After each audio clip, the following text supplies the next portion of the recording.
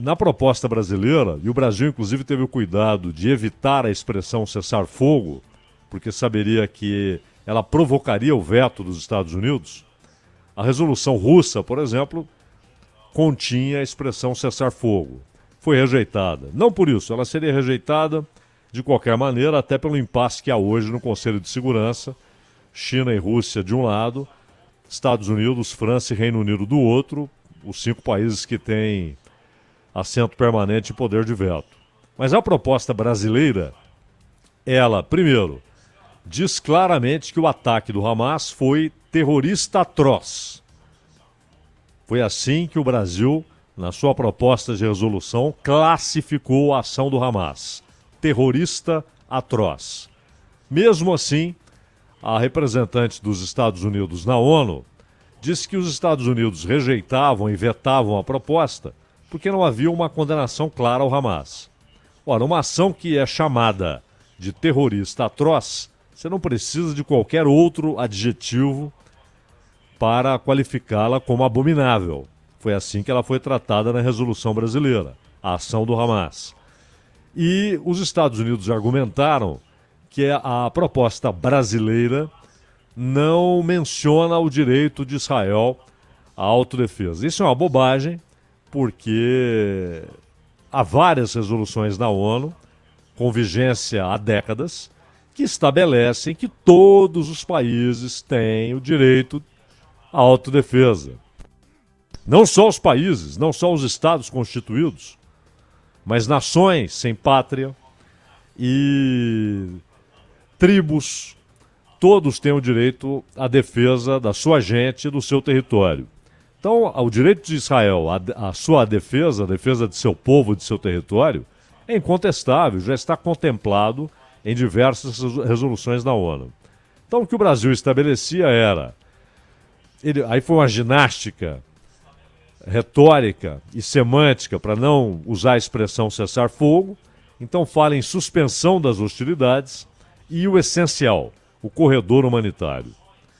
Ora, se você olha a parte asiática do Egito, que é ali o Sinai, e a faixa de Gaza, há um portão razoavelmente alto, não muita coisa, separando os dois lados. Já é a parte asiática do Egito. Claro que a maior parte fica na África, mas há esse braço asiático onde está o Sinai. Os caminhões estão prontos. Eles têm combustível, água potável, comida, remédios, roupa, geradores. Estão prontos. A ONU defende que 100 caminhões por dia possam atravessar do Egito para Gaza. Isso demonstra o tamanho da demanda. O tamanho da demanda. Porque são centenas de milhares de pessoas, população geral de Gaza, 2 milhões e 400 mil em números arredondados. O último levantamento fala em 2 milhões 375 mil pessoas. Então, a demanda é gigantesca. As pessoas que foram forçadas a irem para o sul, houve o aviso de Israel, deixem o norte, rumem para o sul. Nem todo mundo foi, mas houve um deslocamento de centenas de milhares. Ou seja, é mais gente concentrada no sul, faltando água, faltando combustível, faltando eletricidade, faltando comida e sob bombardeio. Porque foram para o sul, mas não se livraram dos bombardeios. Também o sul é bombardeado.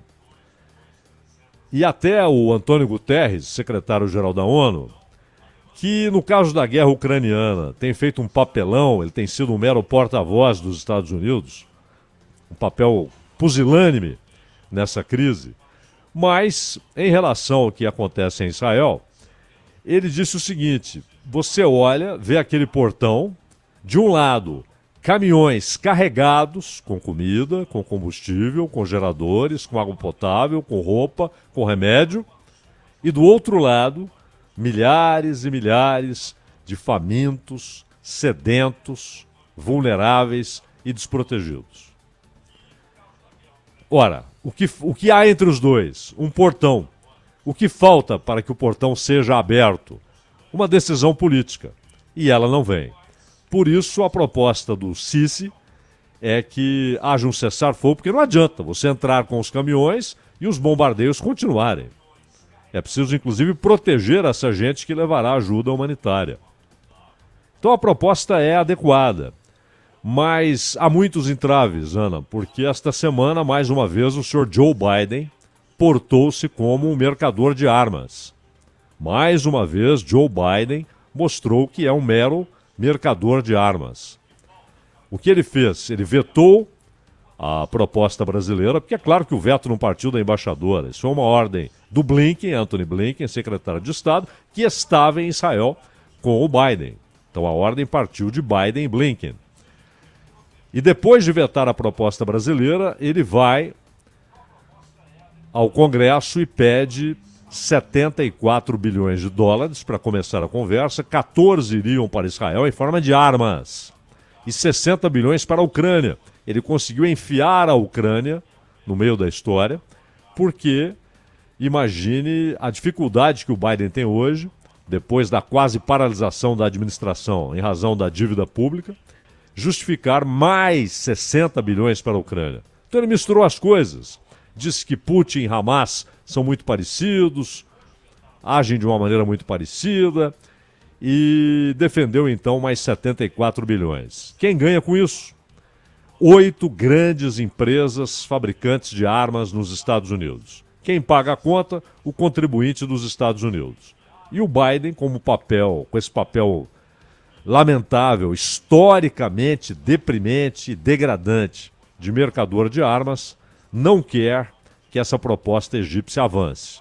Mas, se houver maioria, e provavelmente ela será aprovada por África do Sul, Brasil, Catar, enfim, por todos os presentes e até com a presença do Antônio Guterres, pelo menos é mais uma pressão para que haja um cessar-fogo e o socorro às vítimas civis.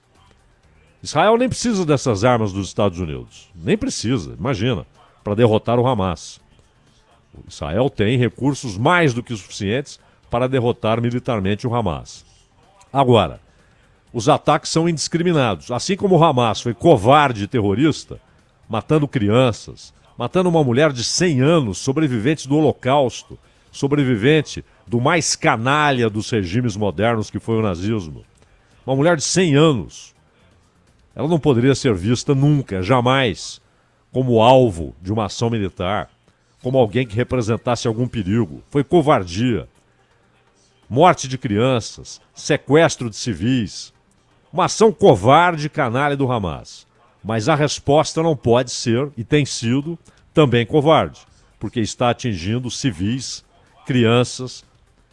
Ah, mas há números exagerados. A própria representante da ONU para essa questão argumenta que os relatórios que ela tem mostram 100 crianças mortas a cada dia. A cada dia de bombardeio, uma média, claro, estamos falando de um número total, pelo número de dias, já são 2 semanas de guerra, 100 crianças mortas por dia. É preciso parar isso. É fundamental parar isso. O Egito, com essa cúpula no Cairo, está tentando, mas há muitos obstáculos e os principais, mais uma vez, vêm de Washington, são construídos em Washington. Minha cara Ana Paula Rodrigues. Pois é, Zaidan.